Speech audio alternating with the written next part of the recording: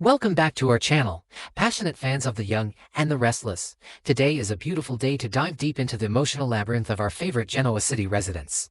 The drama is reaching a fever pitch, and the psychological stakes have never been higher. Let us unpack the harrowing events unfolding in the unforgiving Nevada desert, and the devastating consequences that follow. The searing heat of the Las Vegas desert serves as a cruel and unforgiving backdrop to a tragedy that is about to irrevocably alter the landscape of the Newman family. The tension inside the vehicle speeding toward the abandoned gas station on the outskirts of the city is palpable, thick enough to choke on. Nick Newman, a man who has historically stood as the moral and physical pillar of his family, is currently reduced to a shivering, desperately ill shell of his former self. The physical manifestations of his severe drug withdrawal are impossible to ignore.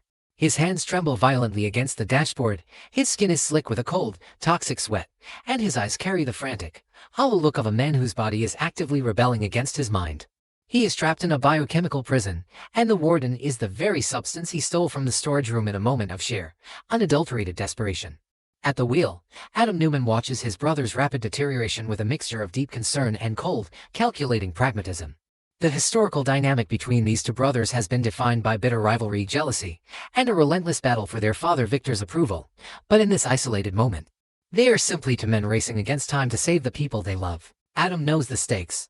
He knows that Matt Clark is not just a common criminal, but a deeply disturbed, sadistic architect of pain who has spent decades obsessing over the destruction of Nick and Sharon. Adam's mind, always operating like a grandmaster on a chessboard, assesses the grim reality of their situation. Nick, in his current state of agonizing withdrawal, is a liability. He lacks the physical strength, the focus, and the steady hands required to confront a monster like Nat. It is here that Adam makes a fateful, devastating decision. He looks at his suffering brother and encourages him to give in to the demon. He tells Nick to use the drugs he stole, arguing that Nick needs to be functional, that he needs to give his body what it is screaming for if they are to have any hope of rescuing Noah and Sharon. In my opinion, this is how Adam is protecting himself from pain by retreating into cold, calculated pragmatism. Convincing himself that handing his brother a loaded weapon in the form of narcotics is a tactical necessity rather than a catastrophic failure of care. Adam cannot bear the emotional vulnerability of admitting they might fail, so he rationalizes the unthinkable, believing he can manage Nick's addiction later. Completely blind to the fact that he is actively pushing his brother into a meticulously laid trap. Nick, consumed by the burning agony in his veins and the terrifying knowledge that his son and the love of his life are in the clutches of a madman, surrenders. He consumes the drugs, desperately hoping for the surge of artificial strength and clarity that will allow him to be the hero his family needs. But this is where the sheer, diabolical genius of Matt Clark reveals itself. Matt did not just anticipate Nick's arrival, he anticipated Nick's weakness. Matt deliberately planted a tainted batch of drugs in the storage room, fully aware that a desperate, addicted Nick would steal them. Matt has weaponized Nick's own coping mechanism, turning the very substance Nick sought for salvation into a lethal biological time bomb. As the tainted chemicals enter Nick's bloodstream, the clock begins to tick toward a catastrophic physical collapse. The arrival at the dilapidated gas station is fraught with a suffocating sense of dread. Thanks to Reza Thompson's calculated lie, Matt has been led to believe that the Newman brothers have retreated to Genoa City. This deception provides Nick and Adam with a fleeting, dangerous illusion of an upper hand. The air inside the abandoned structure is thick with dust, the smell of rust, and the lingering, invisible presence of pure malice. As they navigate the dark, echoing corridors, the horrific reality of Matt's trap comes into focus. They find Sharon and Noah chained and vulnerable, treated like mere pawns in Matt's twisted psychological game. The sight of his family in chains triggers a primal, overwhelming surge of protective fury in Nick. For a fraction of a second, the adrenaline masks the poison coursing through his veins. He steps forward, ready to tear the chains from the walls, ready to lay down his life to ensure their safety. But the human body can only endure so much betrayal. The tainted drugs, engineered to destroy, finally overwhelm Nick's system. Right in front of a chained Sharon and a terrified Noah, the illusion of Nick's strength shatters. He gasps, his eyes rolling back as a violent tremor seizes his entire frame. The poison attacks his central nervous system with ruthless efficiency. Nick collapses to the filthy concrete floor, his body writhing in uncontrollable, agonizing spasms. The sound of his body hitting the ground echoes through the bunker, followed instantly by Sharon's piercing, soul-shattering screams. She pulls desperately against her chains, the metal biting into her wrists as she watches the men she has loved since childhood fighting a losing battle against an invisible enemy. Noah's voice joins the chorus of horror, screaming for his father, the sheer panic of a son watching his invincible protector fall. Adam stands frozen for a terrifying moment, the horrific realization of what he has just facilitated crashing down upon him. The pragmatic shield he built around his psyche crumbles into dust. He realizes that his advice, his logical deduction that Nick needed the drugs to function, has directly resulted in his brother's agonizing collapse. The guilt is instantaneous and suffocating. He drops to his knees beside Nick, his hands frantically hovering over his convulsing brother, entirely out of his depth. The situation has spiraled from a tactical rescue mission into a desperate, chaotic medical emergency. Miles away, bathed in the eerie, artificial glow of a smartphone screen, Matt Clark watches the entire nightmare unfold. He has rigged the gas station with hidden surveillance cameras, transforming the site of his revenge into a personal theater of cruelty. A sickening, euphoric smile spreads across Matt's face as he watches Nick writhe in agony. He listens to Sharon's desperate sobs and Noah's panicked screams like they are a symphony composed entirely for his enjoyment. In my opinion, this is how Matt is protecting himself from pain by transforming his deep-seated insecurities, his historical rejections, and his profound lack of human connection into a god complex. Viewing the visceral suffering of the Newman family through a digital screen to avoid facing the reality of his own pathetic, isolated existence.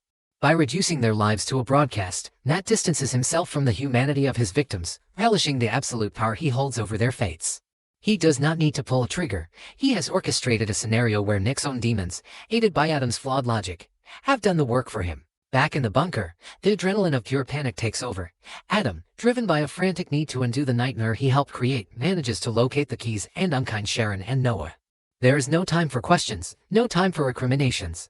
The three of them, bound by a shared, terrifying trauma, manage to lift Nick's dead weight. His body is limp, his breathing shallow and erratic, his skin a terrifying shade of gray. The frantic race out of the gas station and into the vehicle is a blur of shouting, tears, and absolute desperation.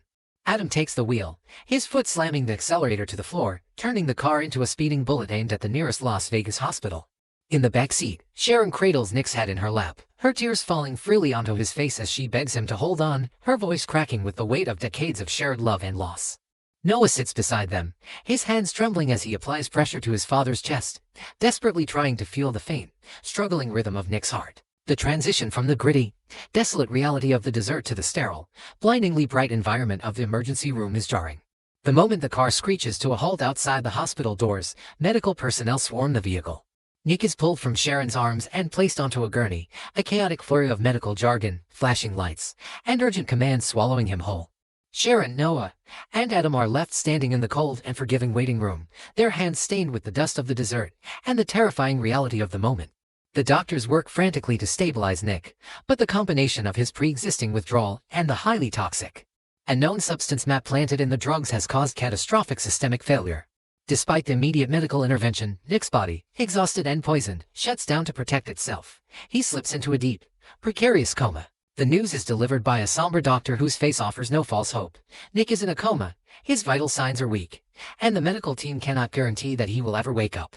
The poison has wreaked havoc on his internal organs, and his brain activity is dangerously low. The word coma hangs in the air of the waiting room like a physical weight, crushing the breath out of Sharon, Noah, and Adam. Sharon is allowed into the intensive care unit, and the sight that greets her is one of profound, heartbreaking vulnerability.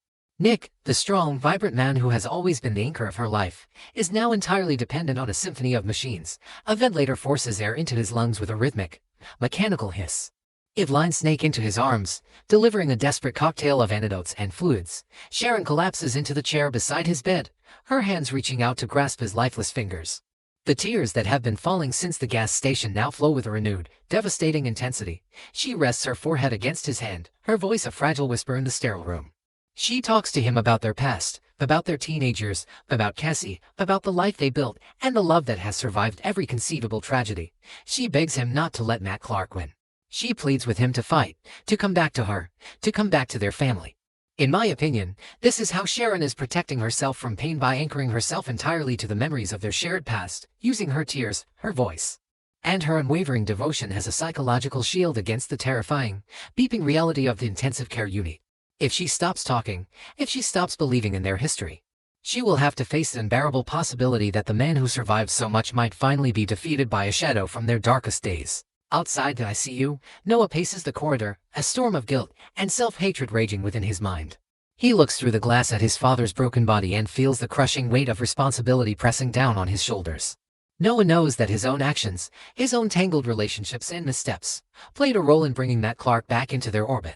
He feels that his father's current state is the direct result of Nick trying to protect him, trying to clean up a mess that Noah feels he should have been able to handle. The guilt is a living, breathing entity inside him, gnawing at his sanity. In my opinion, this is how Noah is protecting himself from pain by wrapping himself in a suffocating blanket of self-blame.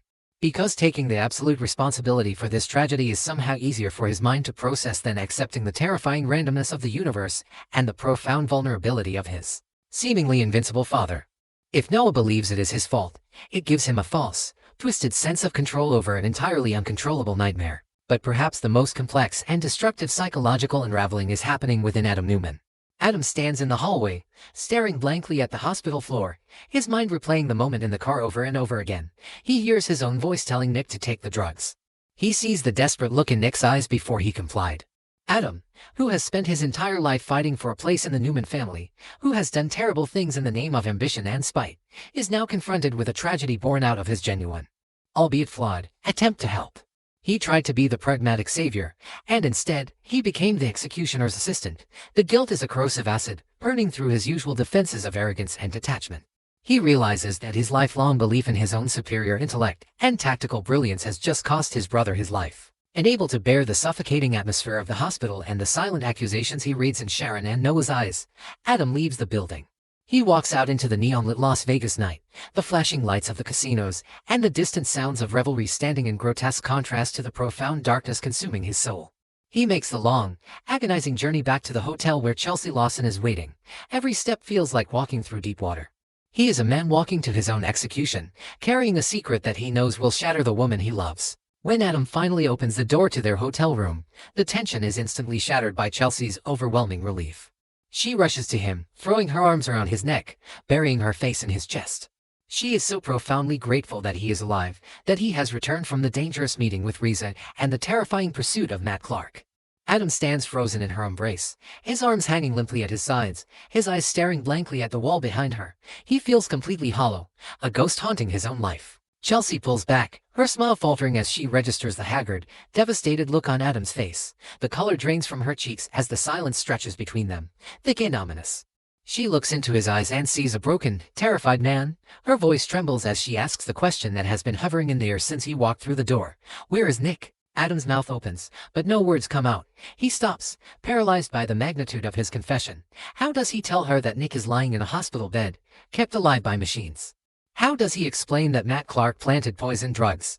And most devastatingly, how does he confess that it was his own urging, his own pragmatic advice, that convinced Nick to take the lethal dose? The silence in the hotel room becomes absolute, heavier than the desert heat, heavier than the guilt that is currently dragging Adam Newman down into an emotional abyss from which he may never recover. The tragedy of the Newman brothers, orchestrated by a phantom from their past and sealed by their own fatal flaws, has reached a point of no return, leaving a trail of shattered lives in its wake.